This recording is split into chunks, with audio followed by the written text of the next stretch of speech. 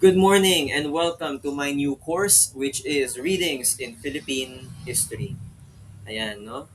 Pag-aaralan natin ng kasaysayan ng Pilipinas. Kung ano yung mga nangyari, ano yung mga chika. Ayan, tandaan nyo, no? Ang kasaysayan ay isang malaking chika. Pero ang chikang ito ay punong-puno ng kalokohan, pagtataksil, patayan, at higit sa lahat, punong-puno ito ng mga aral. Kaya isang malaking karangalan na maging guro nyo sa pag-aaral, sa kasaysayan ng ating bansa. Kaya ako ginawa ang series na to para sa mga estudyante kong nagtatrabaho o para sa mga naging absent ng isang araw at gusto nila mag-catch up. So, kaya talaga ginawa to para sa kanila. However, if you're here accidentally, nag-independent studies ka rin on your own, ano man yung reason mo, just so long as you have the intention of learning, then of course, you are more than welcome to stay. Sana may mapulot ka ring aral sa mga turo ko. So without further ado, let's describe or define muna kung ano ba yung readings in Philippine history. Ano ba yung course na to? Ano ba yung dapat nyong makuha or mapala sa course na to? Readings in Philippine History examines selected primary and secondary sources on different periods of Philippine history. Sobrang lawak ng kasaysayan ng Pilipinas. At masasabi ko sa inyo na hindi talaga kakayanin na aralin natin mula una hanggang kasalukuyan yung kasaysayan natin. And contrary to your expectation, pag sinabi nating readings in Philippine history, ang course na ito is not 100% pag-aaral lang ng history.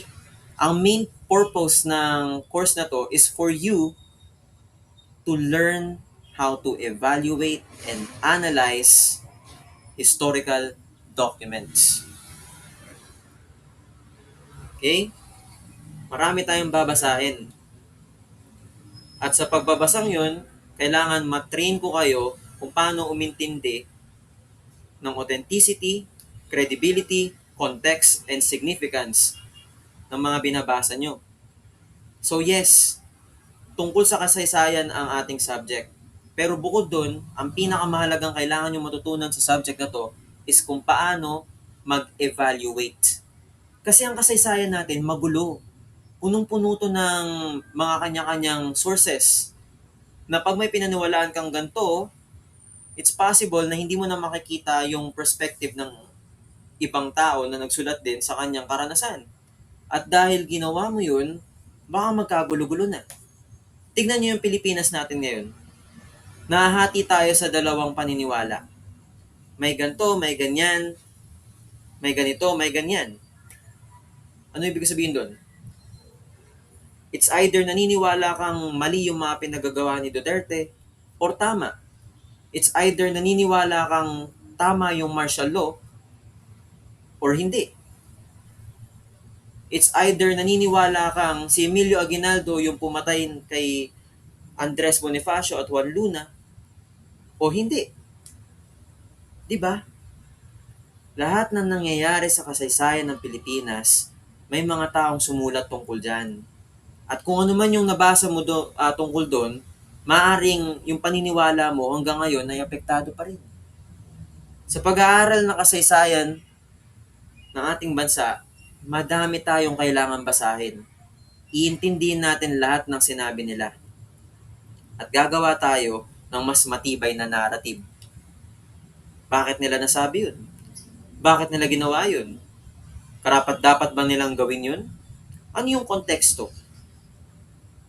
At mahalaga ba yung ginawa nila? That is what we will learn in this course, Readings in Philippine History. You are expected to learn how to evaluate. So before we start any courses, sa pag-aaral ng bagong kaalaman, it's very important that you analyze or you understand the term. So, di ko naman siguro kailangan paliwanag sa inyo kung ano yung reading at saka kung ano yung Philippines. However, let me remind you kung ano ibig sabihin ng history. Pag sinabi nating history, this is not the same as the past. Kasi pag sinabi mong past, that's a matter of time. It's a matter of perspective. Maraming nangyari sa nakaraan na hindi naman kailangan pag-aralan. For example, habang nagsasalita ako ngayon while you are watching this video, time is passing by. And whatever happened 1 second ago is the past, not necessarily history. Because pag sinabi nating history, it is the discipline that studies the chronological record of events.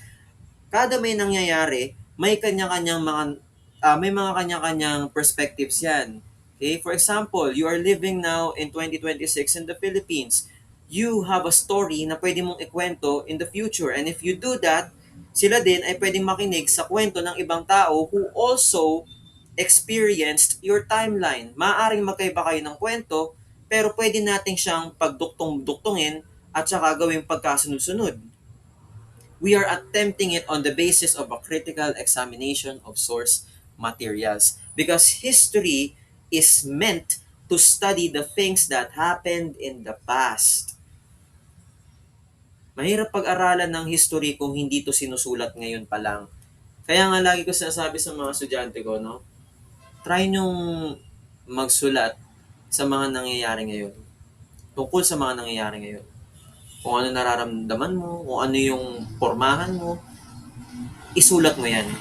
Because, who knows, 30 to 50 years or maybe 500 years from now, may mga taong gustong mag-aral sa kung ano yung pinagdaanan mo.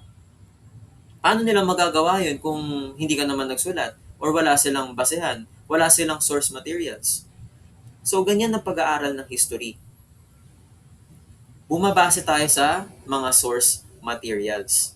If there is no material, if there is no source, studying history would become incredibly difficult. Kasi aasa tayo sa mga teorya. Halimbawa, hindi natin alam kung bakit nabuo yung mundo. Kasi hanggang ngayon, wala pa rin tayong sagot. Wala tayong matibay na source. Wala tayong archaeological fact na nagsasabi na ginawa ng Diyos ang mundo. It's debatable. Umaasa lang tayo sa multiple theories. However, we do know na nangyari talaga yung labanan sa Tiradpas. Bakit natin alam na nangyari yung labanan sa Tiradpas? Because it was documented. And nung pumunta dun yung mga tao to check the battlefield, there are bodies left. And once again, it was documented. Alam din natin na si Quezon yung nanalong presidente. Because it was documented. Pero hindi natin alam kung bakit nagkaroon ng Earth. We can say na it's because of the tons of coincidence na nangyari na nagbanggaan yung mga asteroids and stuff like that. Tama naman yun kung iisipin mo. Pero if we can go further back, saan galing yung asteroids, saan gato ganun, sa ganyan, ang hirap pag-aralan kung wala tayong matibay na material. Diba? Yan ang kagandahan ng pag-aaral ng kasaysayan din. Lahat ng mga to ay kagagawan ng mga tao. At marami tayong pwedeng mapulot na aral dyan, tulad ng sabi ko kanina.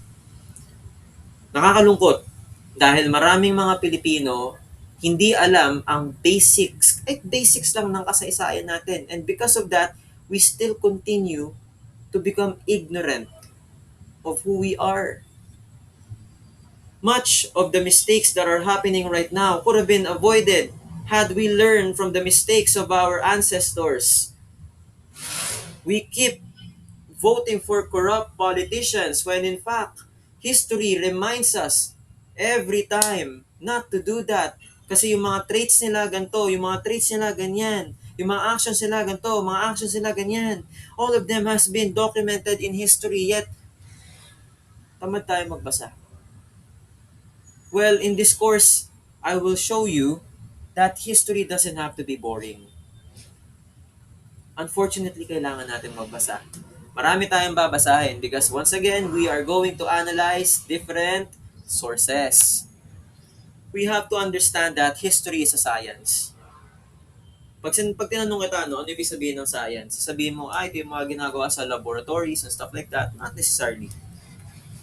Kaya science ang history is because it is systematic. Okay? Isang mali lang sa narrative, isang mali lang sa ebidensya, maaring maapektuhan na yung buong plot. That's why history is evidence-based. Hindi to haka-haka.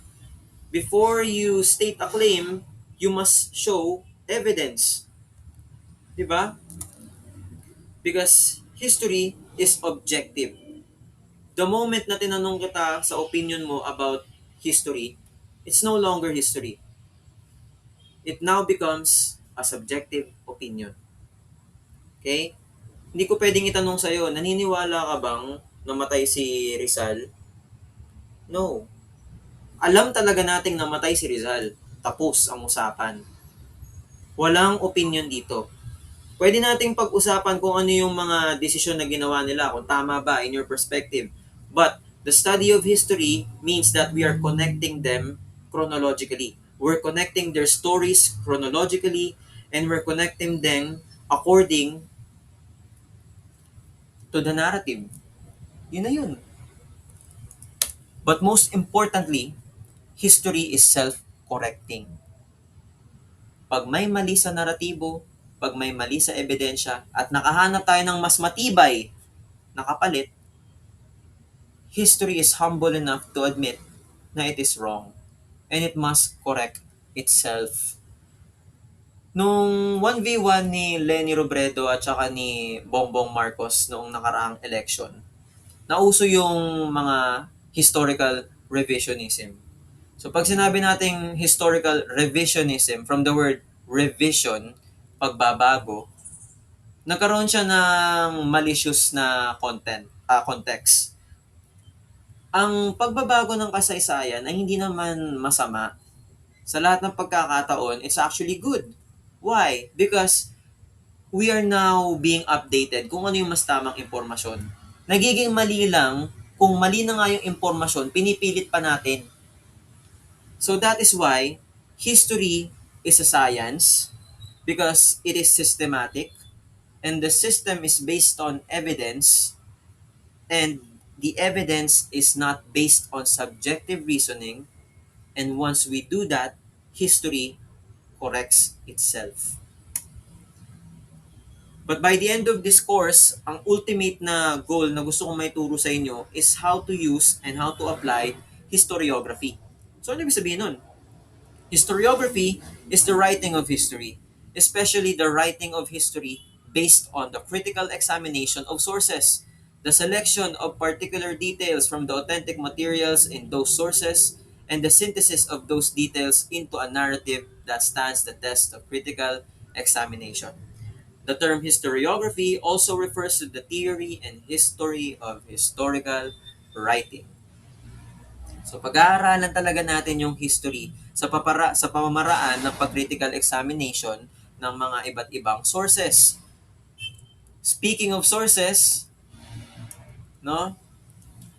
So ignore nyo muna tong facts, evidence, proof.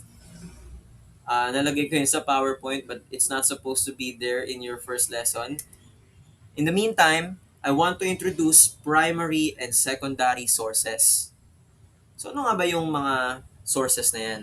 Pag sinabi nating sources, pinanggalingan, saan natin nakuha yung impormasyon, saan natin nakuha yung detalye. At may dalawang klase ng sources, actually tatlo, meron pang tertiary source. Pero ang pinaka titignan natin is primary and secondary. So let's differentiate them muna. When we say primary source, it was created during or immediately after an event. It is produced by someone who experienced, witnessed, or participated in the event, and it provides first-hand evidence. Tandaan nyo lang, ang main difference nila sa secondary is that ang primary, ginawa siya literally during the event or kakatapos lang, possibly just a few minutes ago, fresh pa yung balita, at yung sumulat nito is someone who experienced it. Nandun talaga siya. First-hand evidence yan. Whereas ang secondary source, possibly mga an hour ago na yung event or often years later pa sinulat. And ang sumulat niyan is not someone na nandun. Rather, it was produced by someone who did not directly experience it. Second-hand interpretation lang siya. Let me give you an example. Kung nabasa nyo na yung El Filibusterismo ni Dr. Jose Rizal, it's actually based or it's actually in memory of the three martyrs. Yung tatlong pari natin, yung Gumbursa, nakalagay doon, a la memoria de los presbiteros Don Mariano Gomez, 85 años, Don Jose Burgos, 30 años, si Don Jacinto Zamora, 35 años, ejecutados en el Patibulo de Bagumbayan. Ibig sabihin, they were executed in Bagumbayan. Tapos yung mga ages nila, yan daw yung age na namatay sila. Question, was Dr. Jose Rizal a primary source? The answer is no. Because yung execution ng mga pare, wala naman si Dr. Jose Rizal doon. Okay? It's actually dangerous na nandun si Rizal kasi isa siyang merkado. Lalo na, hindi naman makakalis si Rizal doon kung di niya kasama si Pasiano, which is also dangerous kasi si Pasiano hinahanap din uh, ng mga officials nung time na yon kasi connected siya sa tatlong pare. Anyway, palayo tayo sa topic.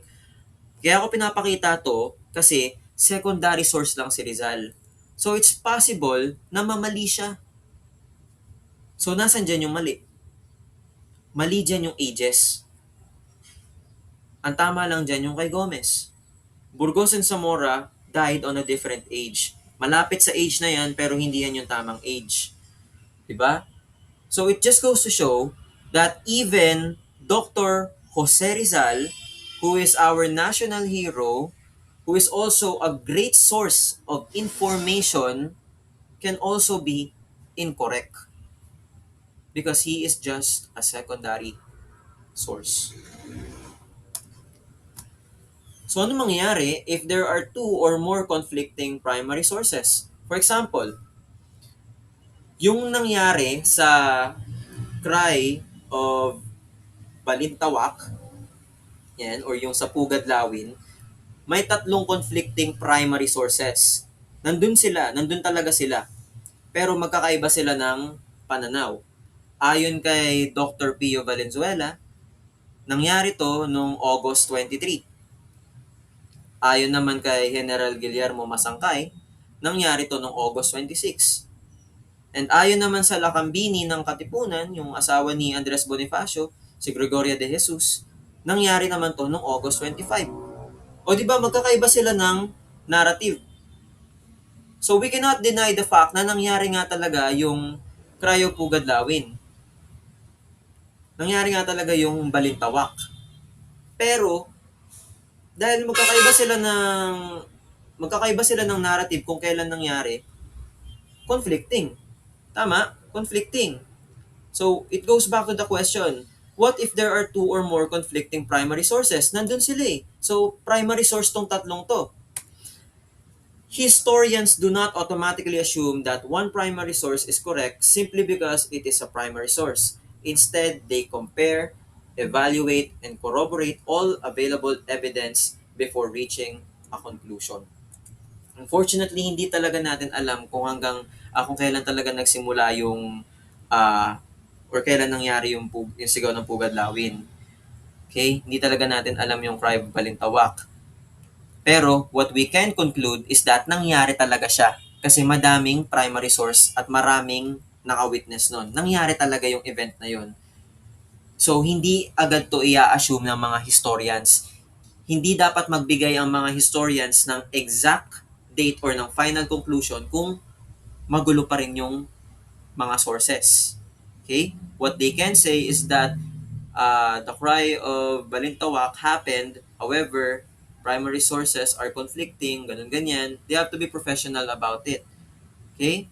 Tandaan nyo, kung magchichika na lang kayo, ichika nyo kung ano talaga yung alam nyo. At kung may kukontra man sa chika mo kasi may alam din siya, humanap kayo ng middle ground. Pwede nyo tignan yung external criticism, yung authenticity. Siya ba talaga yung gumawa nun? Siya ba talaga yung sumulat niyan? Siya ba talaga yung nagsalita? Yan, titingnan natin yung authenticity. Ano yung kapatunayan na siya nga talaga yun? At the same time, titignan din natin yung internal criticism. Bakit niya kaya nagawa yun? Meron ba siyang bias? Ano yung purpose kung bakit niya ginawa yun? Meron ba siyang internal desire? Meron ba siyang interest? So yan. Another question. Can there be more than one truth? Sabi ko nga kanina, it's possible that two or more primary sources are conflicting. E paano kung yung bawat source nila is may kanya-kanya din silang katotohanan? Ito lang masasagot natin dyan. Human memory is imperfect.